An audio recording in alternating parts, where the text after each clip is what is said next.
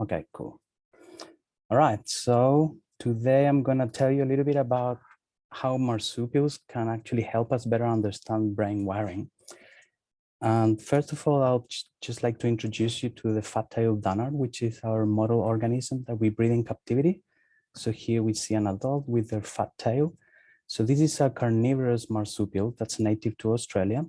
And in here on the left, we can see a developmental series of these animals since the time when they're born. So they're born very underdeveloped, equivalent to an embryonic mouse at stage 9 to 10, roughly. And then most of cortical development occurs postnatally inside of the patch. So basically the first week of life, they only have a cortical plate that's starting to form. Roughly around the second week of life, you start to properly develop cortical neurons on the actual layers. So that grants a number of advantages to study the actual mechanisms of how the cerebral cortex forms. So what I'll tell you today briefly, we'll have a little bit of comparative neuroanatomy so we can get an idea on why it's relevant to consider marsupials. Then a little bit about the role of processes of tissue remodeling around the midline of the brain and why that's relevant for the evolution of the corpus callosum. Then about how some insights from marsupials as well as platypus have helped us better understand the connectomics of the brain, particularly of the cerebral cortex. And finally, some advantages of this animal model that allows us to examine the emergence of cortical activity, very similar to what we just saw in the previous talk, but now it allows us to examine even earlier stages of development. So basically, if we just do a quick look on PubMed, I did this in 2019, looking for cortical development brain plus different groups of mammals, we can see that the vast majority of studies correspond to rodents and primates, whereas carnivores such as cats and ferrets are the third major group, and marsupials are very underrepresented. And then if we look per species, we can see that the studies in humans and monkeys and rats and mice correspond to the vast majority of recent and pretty much overall studies on cortical development, whereas other species have been largely neglected, particularly marsupials and also monotremes, which is the third group of mammals. So this is just to realize that we are already in a very biased situation where most of what we know from the brain comes from a handful of species, and we really need to consider a more comparative approach to get better ideas on how the brain has evolved, how that corresponds to different environments and selective pressures or dynamics during evolution, as well as the functional formation of brain circuits. So here we can see a sample of mammals that are organized by their phylogenetic associations. So basically all mammals have a cerebral cortex, but non-mammals animals don't have a cortex. So if you look at the brain of reptiles or birds, they don't have a cerebral cortex, and instead the telencephalon is organized in nuclei structures, nuclei. So within mammals, we have these three main groups. Basically, we have the prototheria, also known as monotremes, that lay eggs, such as the echidna and the platypus.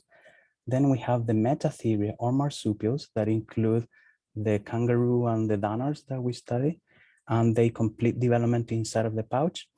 And then in eutheria or placental mammals are those species that complete development inside of the uterus, and most of cortical development actually happens prenatally. So a lot of the refinement of the sensory input as well as the motor outputs happen before the animals are born. So we can see here on the right an example of humans, where one of the main features of the human brain is the formation of these gyri and sulci. So this is known as gyrencephaly. And this has been traditionally thought as being like an advanced process of the brain. And many people have focused on studying what are the mechanisms that are involved in the formation of these sulci and gyri, particularly in primates and in carnivores such as cats and dogs. However, this presence of gyrencephalic cortex occurs throughout all mammalian species. So rather than being an indication of a complex or a more divergent event, it actually occurs in pretty much all the different lineages of mammals. So maybe the kind of things that we got to be asking ourselves are what are the similarities and differences between different brains, and which traits are actually respond to common ancestry versus that have occurred in a parallel fashion. However, we have that the corpus callosum, being the main connection between both cortical hemispheres, arose exclusively in Eutherian lineage. So only Eutherian species have a corpus callosum, which is shown here in an arrow, connecting basically both halves of the cerebral cortex. Whereas marsupials and monotremes, instead of having a corpus callosum, all of the connections between both hemispheres, they course through this anterior commissure, which is shown here more ventral, which is also present in placental mammals. But in placentals, this commissure connects mostly olfactory structures and limbic areas. So one thing that we are currently getting ready to submit is we got hold of a brain section and stain from the thylacine, which is the extinct Tasmanian taiga, which is a carnivorous marsupial from the same family as Donards. And it has a huge resemblance to canids, such as wolves and foxes from the Eutherian lineage. So what we've done was to scan this brain at high magnification and developed an atlas. And when we compare the different features of these extinct species to modern day species, what we can see is that it sits here within other marsupials, basically. Okay, and the main microanatomical structures of the thylacine brain corresponds to that of another dasyurid or carnivorous marsupials, such as the Tasmanian devils or Donards, for example. So if there was the one thing that you should remember from this talk is that the corpus callosum is only present in placental or Eutherian mammals, connecting both similar areas of the cerebral cortices, whereas in marsupials, the cortical axons instead have to turn laterally and go all the way down the anterior commissure to reach the contralateral homotopic targets. So this feature was discovered in 1837 by Sir Richard Owen, the famous neuroanatomist who coined the word dinosaur. And he was examining brains from wallabies and kangaroos and realized that they don't have a corpus callosum and instead had this very enlarged anterior commissure. Some years later, our own Australian Elliot Smith, he actually proposed a hypothesis that the evolution of the corpus callosum went from reptiles to placental mammals as a transition or an expansion of the territory that includes the hippocampal commissure. So we haven't talked about this too much, but there's also another commissure that connects both hippocampal halves here, known as the hippocampal commissure, that's shown there. And in Smith's hypothesis, between lower placentals and higher placentals, there would have been an expansion in this territory, and now cortical axons would actually start using the territory that was normally occupied by axons forming the hippocampal commissure.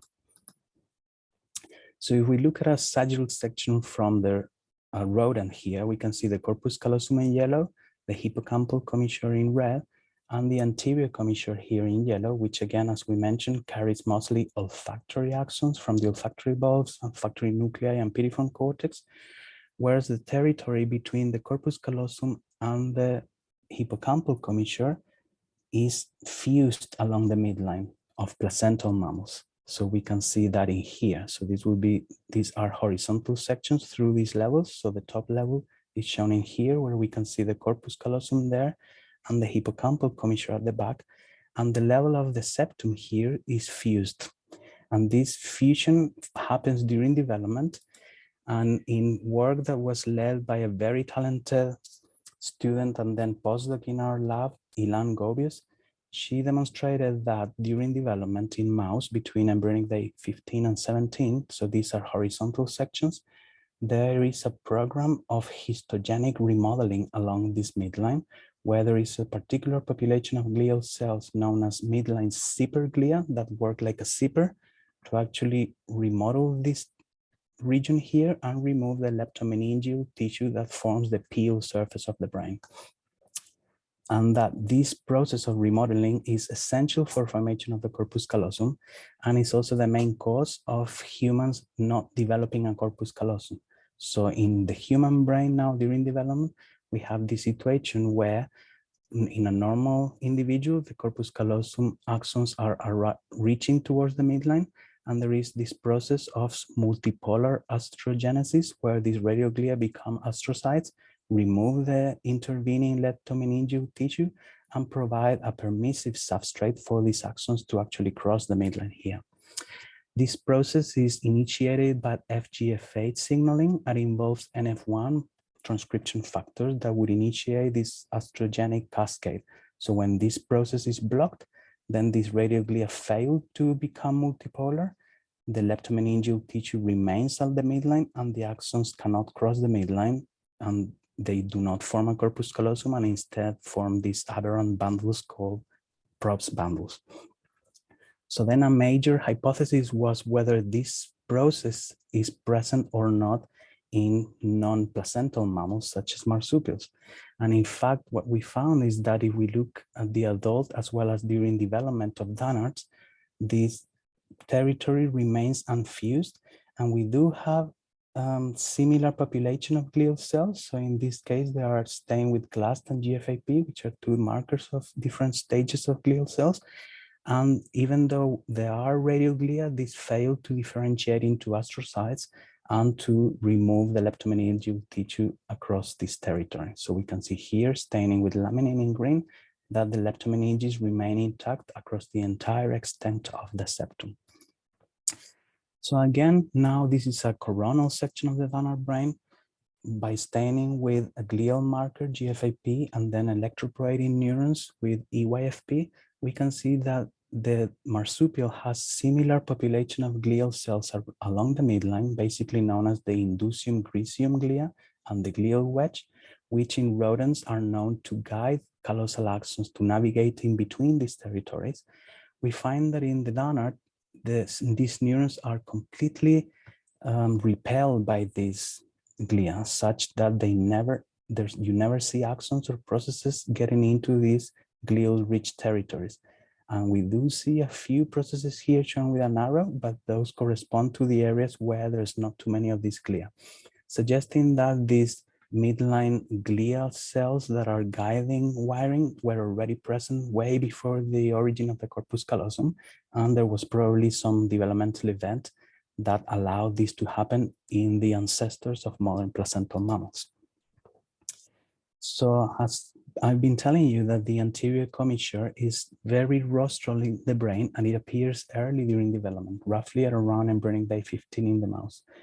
It appears before the formation of the corpus callosum, and along this territory in the midline, there is a convergence of several different morphogenic influences that come from a more dorsal component, which are known as the cortical influences that are primarily guided by NF1 transcription factors. And then there is a septal territory that is more along the midline of the telencephalon that includes SIG2, SIG3, and the LX markers.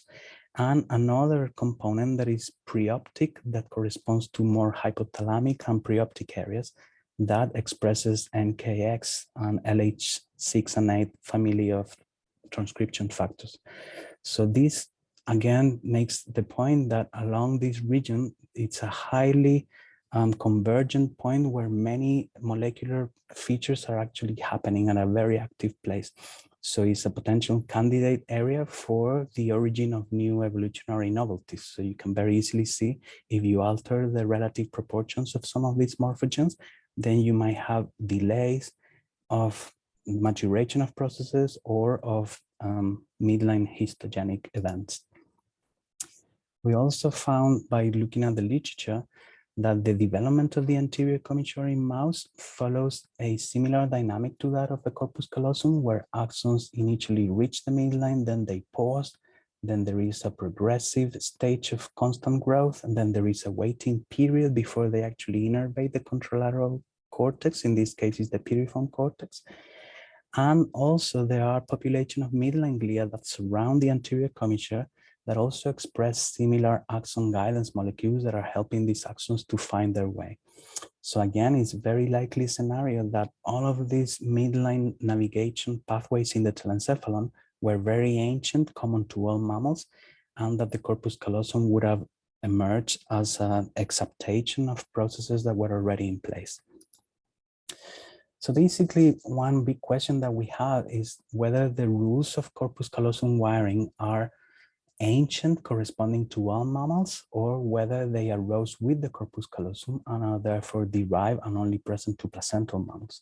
So as I was telling you, in birds, connections between both telencephalic hemisphere are mostly heterotopic, coming from one major area and projecting to many different of these nuclei. Whereas in placentals, such as humans, the corpus callosum is highly organized, where neurons from one region project to the similar region in the opposite hemisphere, and then the different positions along the tract. So you can see here dorsal and ventral organization of axons correspond to the regions where these cell bodies are sitting along the cortex. And also, there is roughly a one-to-one topographic mapping between both areas of the cortex, while there's also areas that are hyperconnected, basically along the midline region of the cortex and along the lateral portions, which is known in humans as the default mode network that is involved in higher order processing, basically higher cognitive events. So which of these features were present in non-eutherian mammals was not understood. So in order to study that, we focused on platypus and donards, but I'm only going to show you the donor situation today. And basically we put brains into the MRI machine. And if we look at the sagittal view, we have there the anterior commissure and the hippocampal commissure. And then we ask the software to show us all of the tracts that are crossing the midline through these separate domains of the anterior commissure. And that gives us a beautiful demonstration of a homotopic organization that can be predicted just by looking at the different domains within the mid-sagittal view. And then we did the opposite experiment, which is to now ask the software to show us all of the tracts that cross the midline through the anterior commissure that are arising from different portions of the cortical hemisphere. So when we do that, you can see each of the ROIs as spheres there. We see this beautiful segregation of axons across the midline that basically recapitulate what we saw by parcellating the midline, and that correspond to olfactory bulb, frontal area, cingulate, different components of S1, and then at the back of the brain, the entorhinal cortex. And then we also did live injection experiments of retrograde tracers. And basically we find that whenever we inject in one area, say here in red, we can see cell bodies in the opposite hemisphere in a similar area. The same happens here in purple. So we see lots of cell bodies there in purple. So we have this homotopic pattern, but also very interestingly, we found that when we inject at the middle and more posterior parts of the brain, so which is the posterior cingulate and retrosplenial areas, we do find these homotopic cell bodies in the corresponding regions, but also much more anteriorly, we see lots of blue and light blue cells in this area here known as the claustrum, okay?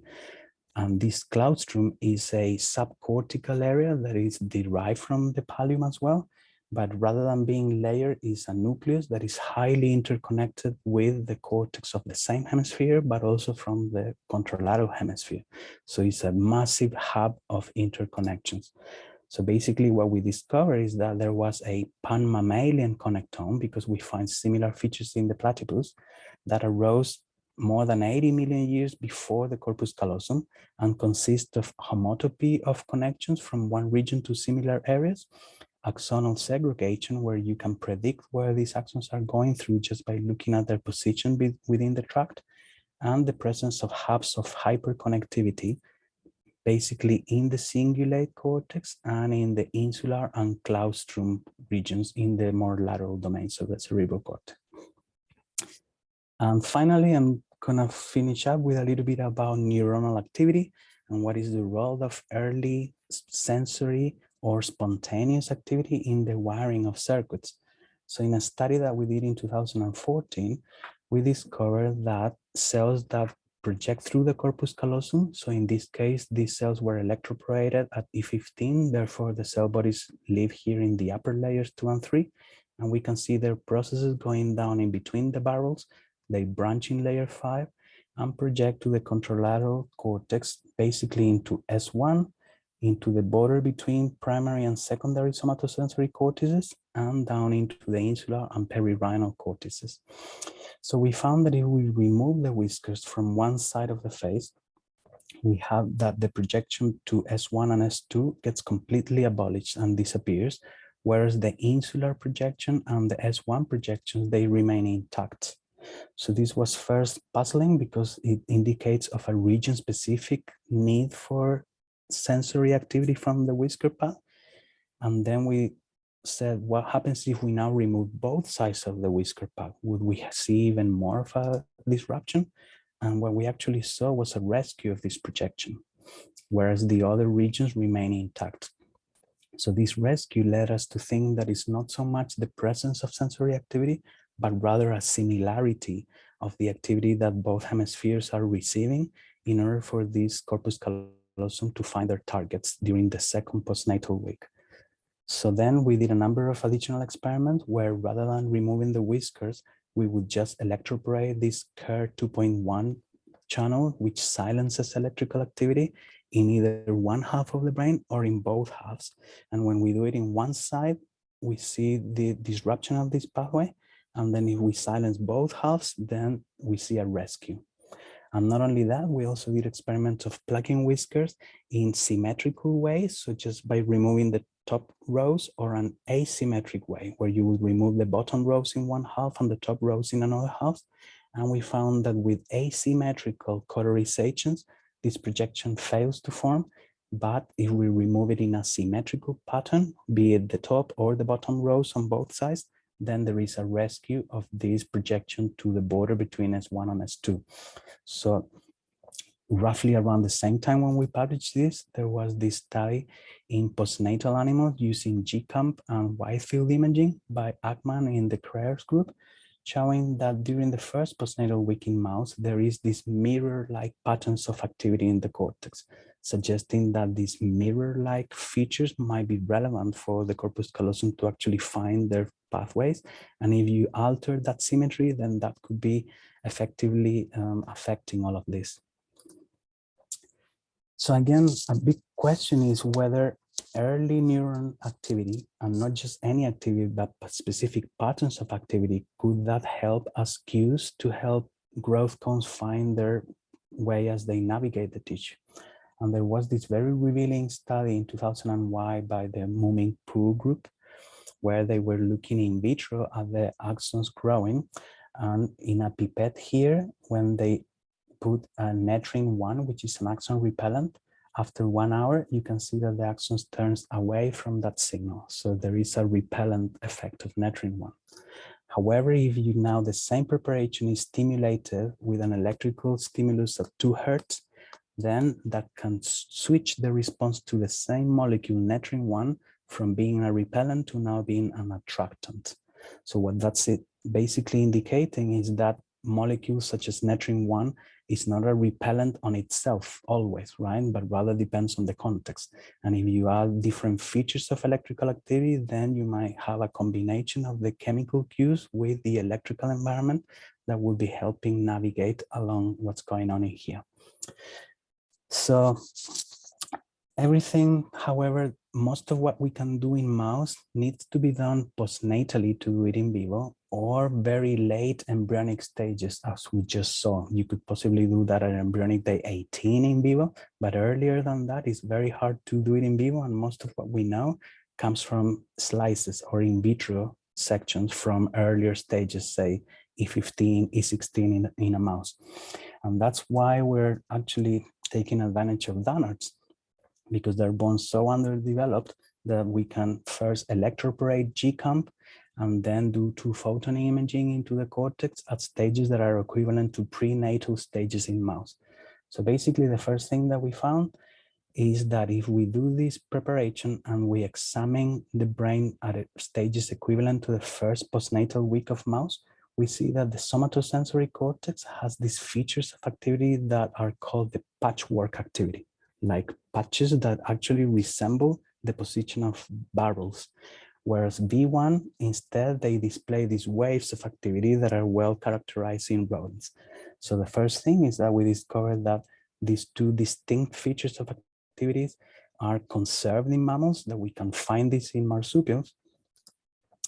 And in here we can see like a representative snapshots of this, showing the presence of this activity, this patchwork activity that also corresponds to this patchwork activity that's been shown by Raphael Eustib more than 30 years ago.